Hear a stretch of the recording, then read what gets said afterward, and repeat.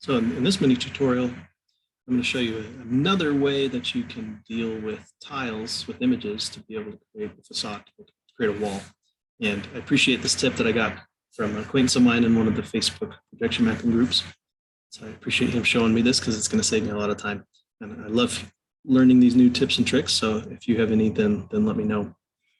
So what the problem is that we're trying to solve here is, we can find a texture that we like out on the internet, like this one, but we want it to fill the entire space of the wall, and we want it to look realistic. We don't want to have ginormous rocks that don't look realistic. If I put this down here and put it on the house, then that doesn't look good. As soon as I shrink it down, then I have to copy and paste the rock wall a whole bunch of times and try to line them up just right so it doesn't have a seam.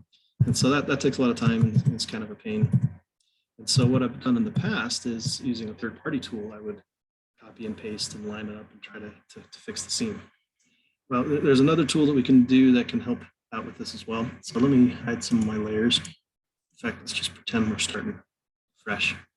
And I've got a couple different textures here that I found from Google. And this will still work best if you can find something like this one that is labeled as seamless. If you can find one that's seamless so that the pieces fit together, then that's going to work best. But if it doesn't work quite right, then this can probably help too. So what this will look like, let's start with this rock wall image. Put that on my house. We're working on a little Valentine's show here. So that's what this one is. Put that on the house, shape it about what it would look like in real life if this was a stone wall. And then the effect we're looking at today is called Repetile. And what Repetile allows you to do is to expand this image in all four directions. Isn't that cool? So I can make this really, really big or wide so that it covers the entire surface that I want. So this wall this big, now it should be able to cover the whole wall. And since I picked a good seamless tile, it already looks really good. Then all I'd have to do is hit the 3D button and I can change it to match the perspective and fit the wall. A couple things to keep in mind with this though that I discovered. Once I made this 3D, I'm used to being able to just click anywhere on the image to drag it. That won't work with this. You have to click in the center where that center tile is that was extended out. If you can click on that one, then that one you can still interact with just like you would any other, but you won't be able to if you click out here. So that's the first thing to be aware of. It's also got some cool features that you can do in here to play with.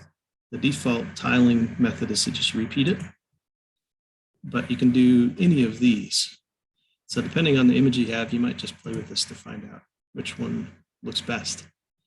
Like unfold might work well, but this one made it look a little too symmetrical. So I didn't want to do that for this particular tile.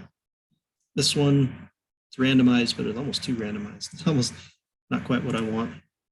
So I think with this one, I'll probably just leave it at repeat, but you can play with that setting to get it to look the way that you want to. So let's try it with another image just for comparison, because this one is not seamless. This one's a little harder to work with. So this will make those differences in that drop down a little more apparent. I'll expand this out. It's so much easier than copying and pasting. Awesome.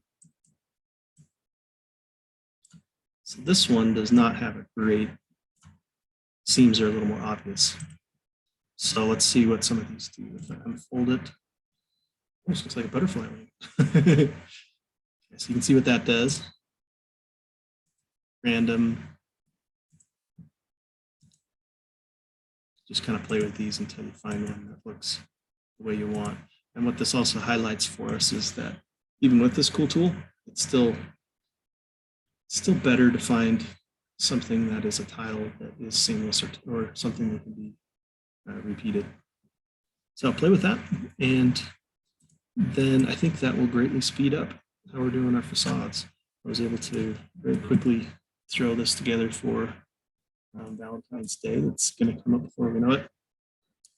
And it's looking pretty good. So give that a try. Let me know what you think. And if you have any other tips, send them my way.